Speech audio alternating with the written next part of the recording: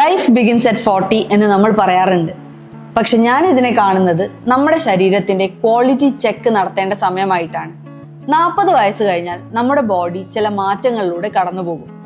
ഒരു മെഷീന് കൃത്യസമയത്ത് സർവീസിങ് ആവശ്യമായി വരുന്നത് പോലെ തന്നെ നമ്മുടെ ശരീരത്തിനും ചില മാൻഡേറ്ററി ആയിട്ടുള്ള ബ്ലഡ് ടെസ്റ്റുകൾ ആവശ്യമായിട്ട് വരും. ഈ ഒരു സമയത്ത് നമ്മൾ നിർബന്ധമായും ചെയ്തിരിക്കേണ്ട 5 പ്രധാന ബ്ലഡ് ടെസ്റ്റുകൾ ഉണ്ട്. അത് ഏതൊക്കെയാന്ന് നോക്കിയാലോ. ആദ്യത്തേത് HbA1c. ഇത് വെറും ഒരു ഷുഗർ ടെസ്റ്റ് അല്ല, നിങ്ങളുടെ കഴിഞ്ഞ 90 ദിവസത്തെ blood sugar ലെവലിന്റെ report കാർഡാണിത്.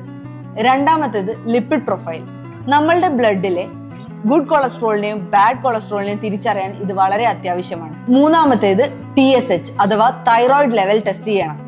ബോഡിയിലെ hormone balance കൃത്യമാണോ എന്നറിയാൻ ഇത് നമ്മളെ സഹായിക്കും.